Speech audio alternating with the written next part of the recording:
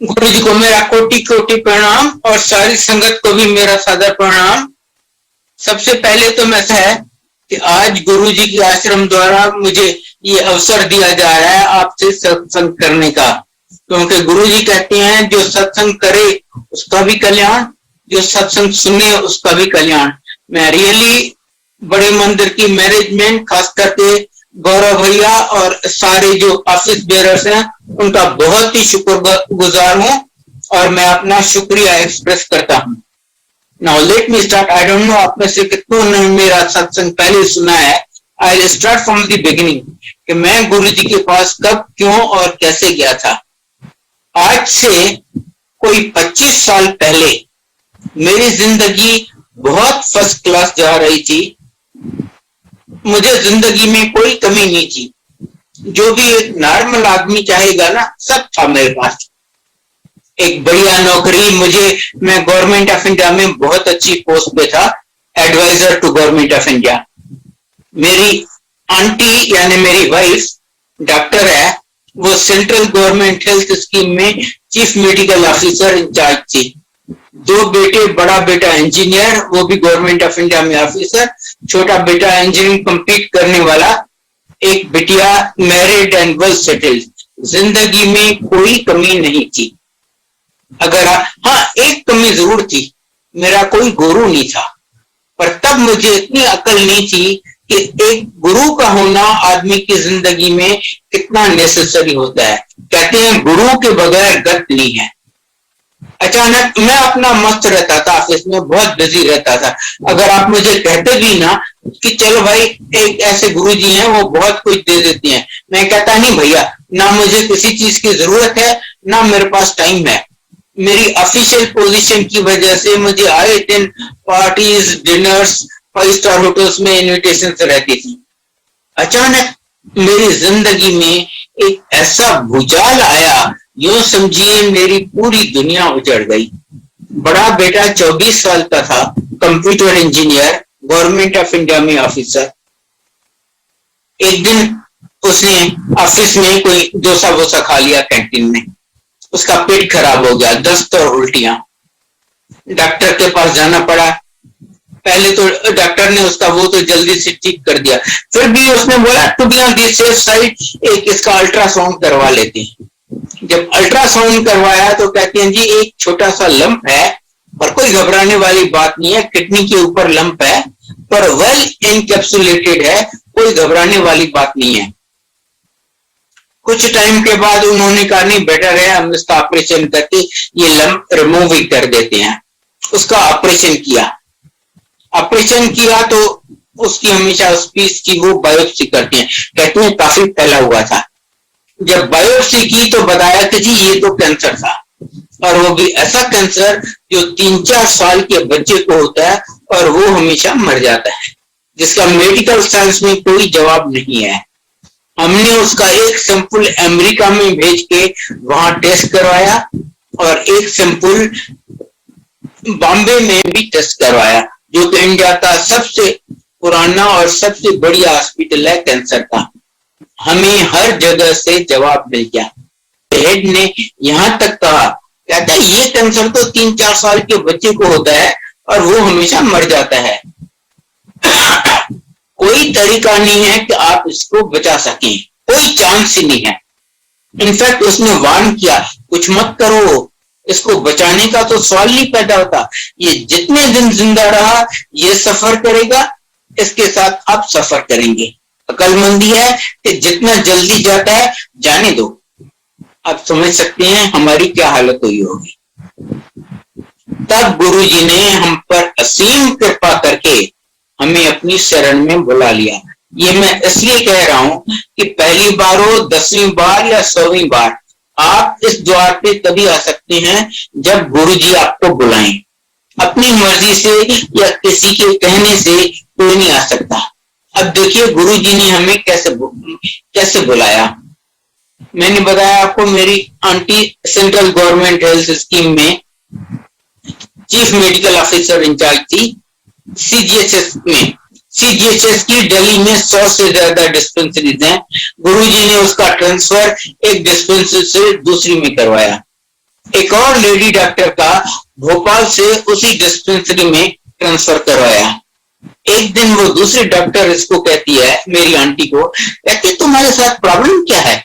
मैंने तुम्हें कभी हंसते हुए नहीं देखा, जब देखो उदास उदास, कभी आंख में आंसू, कभी पता नहीं क्या क्या बड़बड़ाती रहती हो, प्रॉब्लम क्या है तुम्हारे साथ? इसने बताया। कहती है एक गुरु जी हैं, आप उनके पास चलोगे? सच मानिए, अच्छा ऊपर से वो कहती है कि मैं वैसे बाबों के पास नहीं जाती, पर उन्होंने मेरे ब्रदर को बहुत कुछ दिया है, अगर आप कहो तो मैं उनके पास लेके चलूं आपको। और सच मानिए, हमें गुरुजी में कोई विश्वास नहीं था। मैं इंजीनियर हूं, मेरी आंटी डॉक्टर, दोनों बेटे इंजीनियर। साइंस के स्टूडेंट्स आपको पता है कैसे होती हैं, अगर ऐसा करो तो ऐसा होगा, ऐसा करो तो ऐसा होगा। हमने सोचा ये थोड़ी कि जिस कैंसर का कोई इलाज ही नहीं है, किसी ने कोई ताबीज या धागा बांध दिया या प्रसाद दे दिया तो कैंसर ठीक हो जाएगा क्या? पर हम इतने लाचार थे, इतने मजबूर थे, कोई और द्वार नहीं दिख रहा था जहां हम जा सके। सिर्फ इसलिए हमने मजबूर होकर माना कि अच्छा चलो हम चलते हैं। उन दिनों आप गुरु जी के यहाँ ऐसे ही नहीं जा सकते थे, उनसे परमिशन लेके जा सकते थे। तो मेरी आंटी ने गुरु जी को, उस आंटी लेडी डॉक्टर ने गुरु जी को बताया, उनसे पूछा, गुरु जी मेरी एक सहेली आपके यहाँ आना चाहती है, मैं उसको लेके आऊं? गुरु जी ने पूछा क्यों? तो वो आंटी कहती है उसके बेटे को कैंसर है। गुरु जी कहती है अच्छा ठीक है, उसको ले आओ। तब हम पहली बार गुरु जी की शरण गए। गुरु जी बहुत कम बोलते हैं, वो बोलते नहीं करते हैं।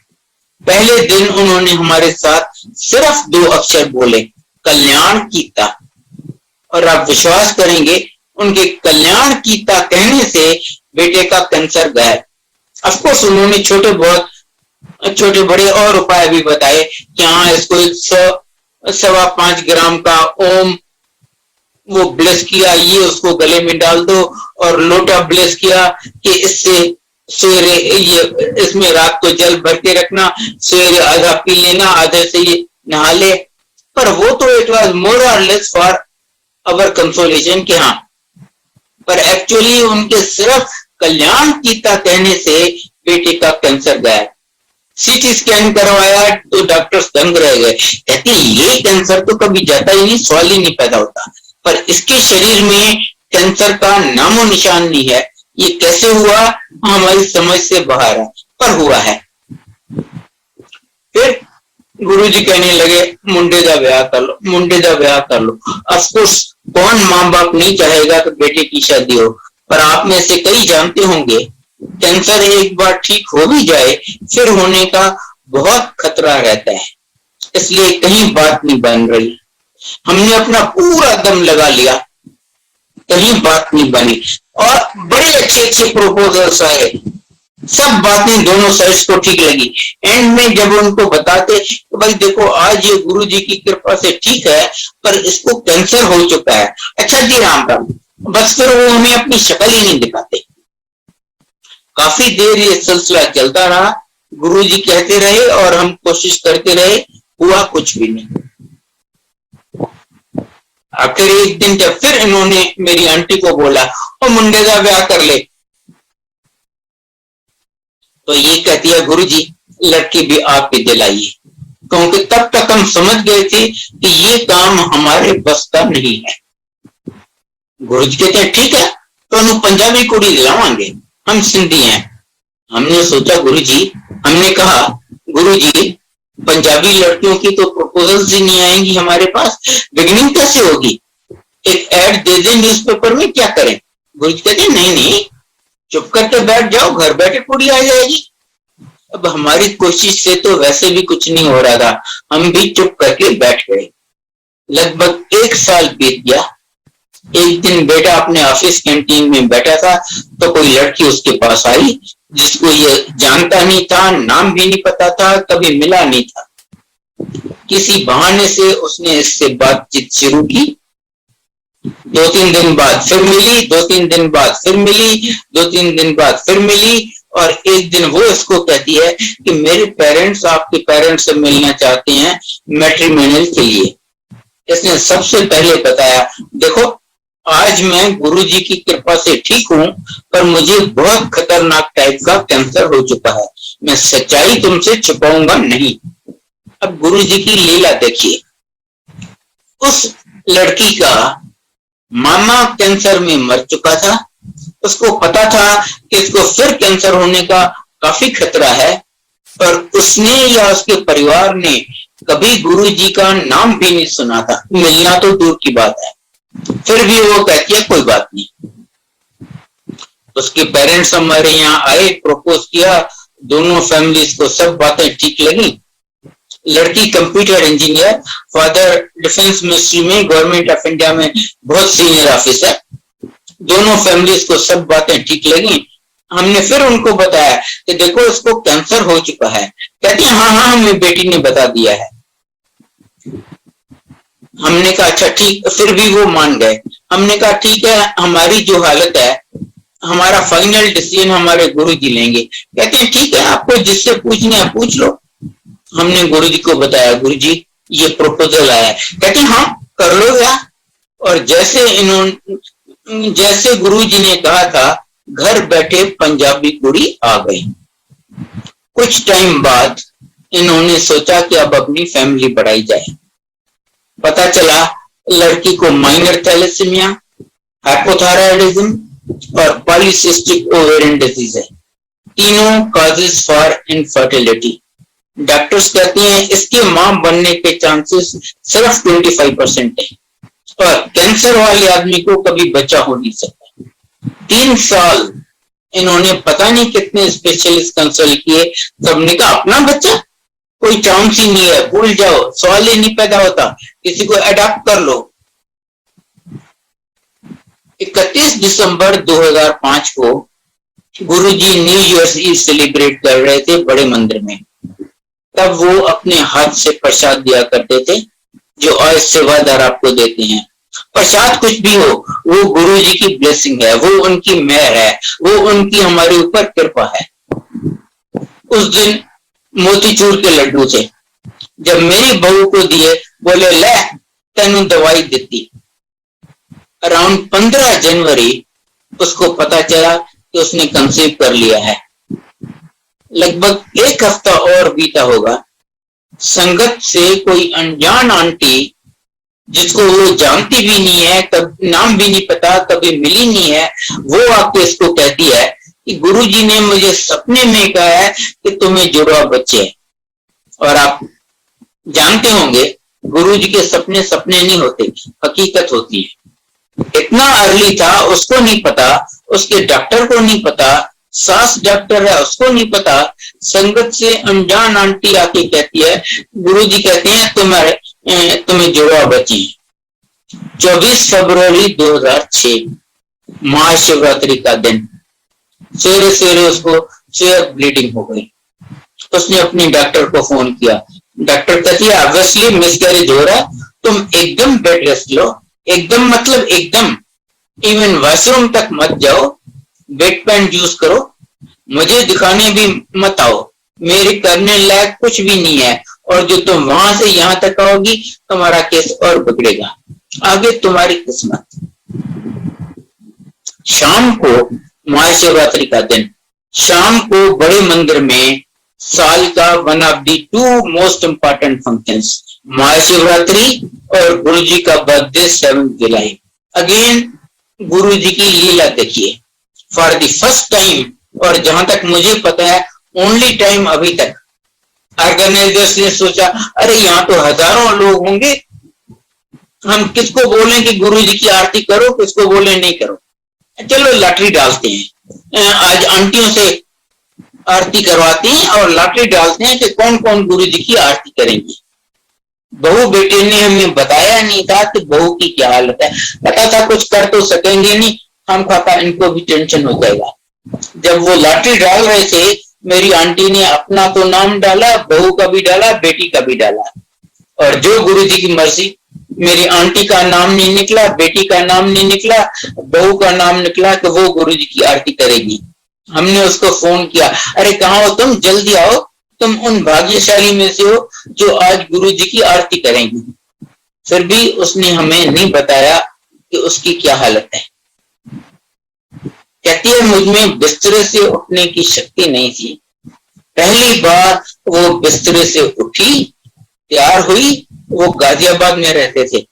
गाजियाबाद से बड़े मंदिर 45 किलोमीटर की ड्राइव के बाद पहुंची, गुरु जी की आरती की और वापस घर गई। बहू बेटा कहते हैं हमें 15 दिन डॉक्टर के पास जाने की हिम्मत नहीं पड़ी। कि तुम बेवकूफ हो, मैं तुम्हें कहती हूँ वॉशरूम तक मत जाओ और तुम यूं ड्राइव करती फिरती हो, पागल करनी तो क्या है।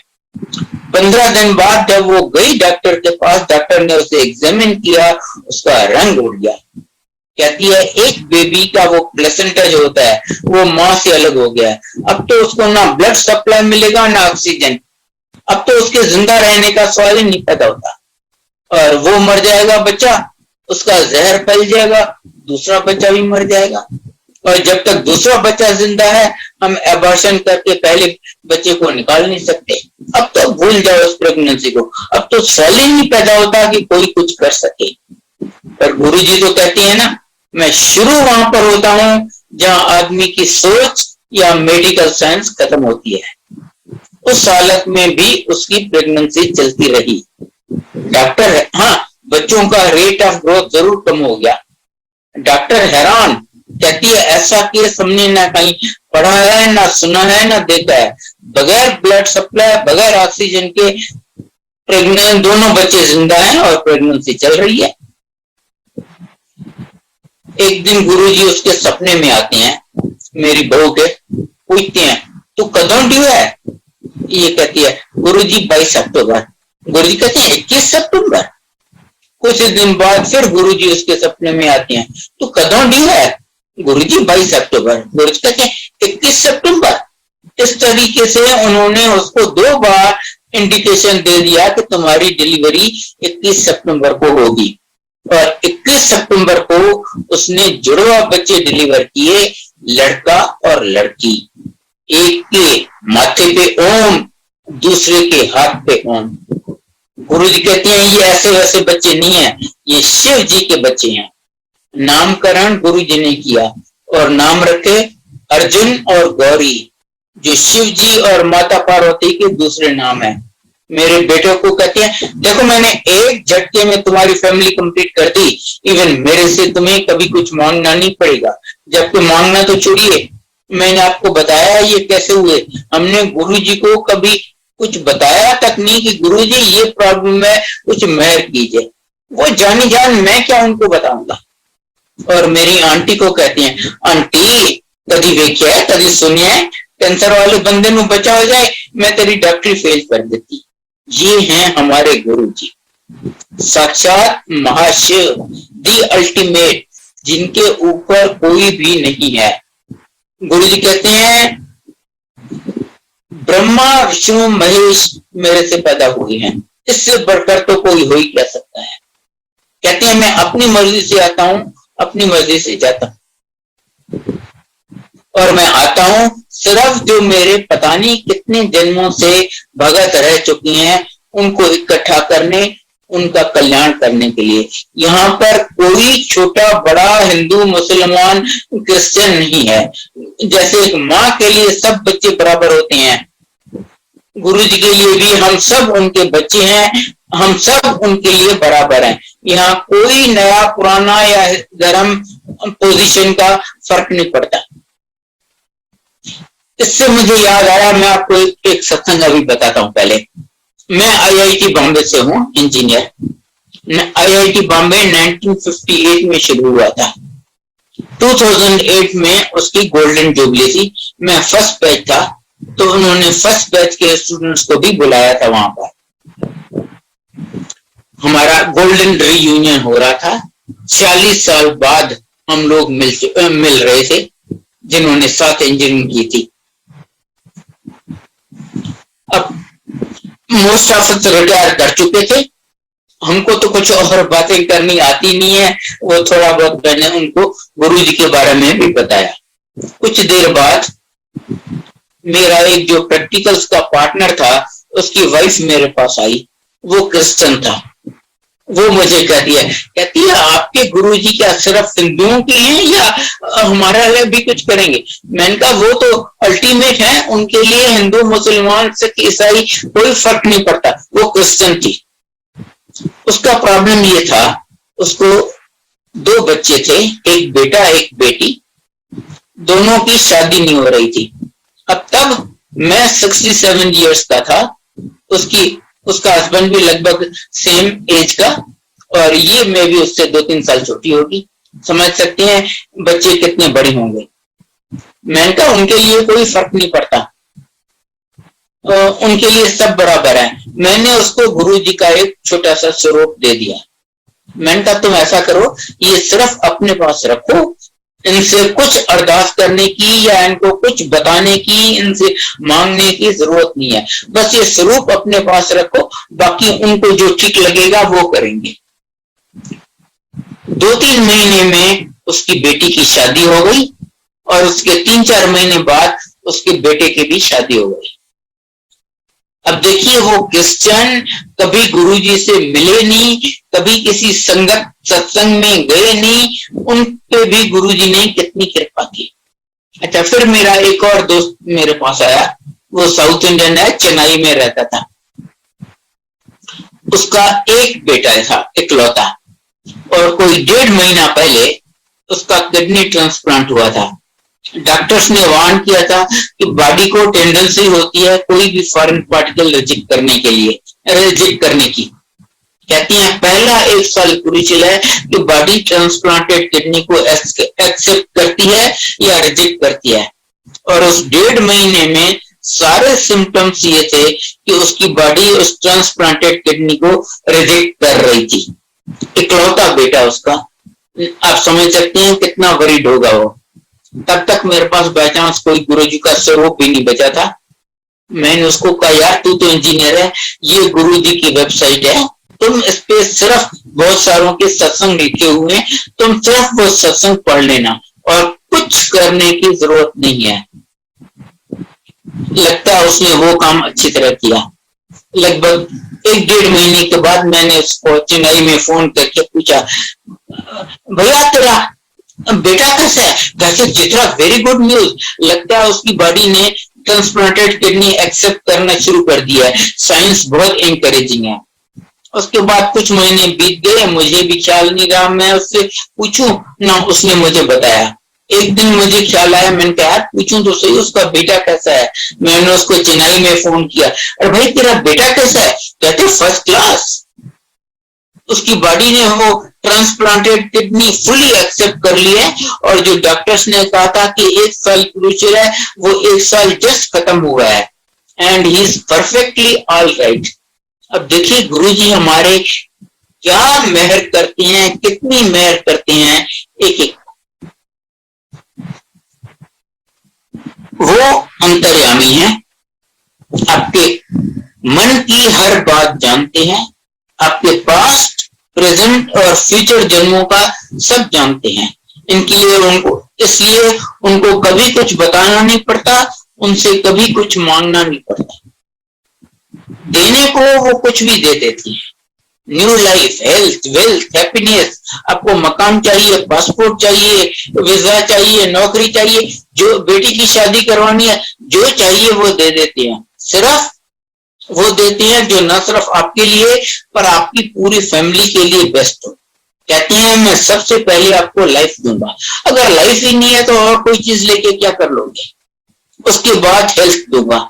अगर लाइफ है पर आप आईसीयू में पड़े हो, रोज 1.5-2 लाख का खर्चा हो रहा है, 4 आदमी सारा दिन आपकी सेवा में लगे हैं, क्या फायदा ऐसी लाइफ का?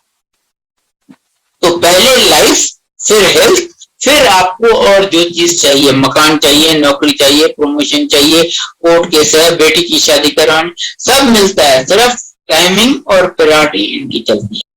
संगत जी, सत्संग अच्छा लगा तो लाइक करें, शेयर करें और ब्लेसिंग ऑलवेज गुरुजी।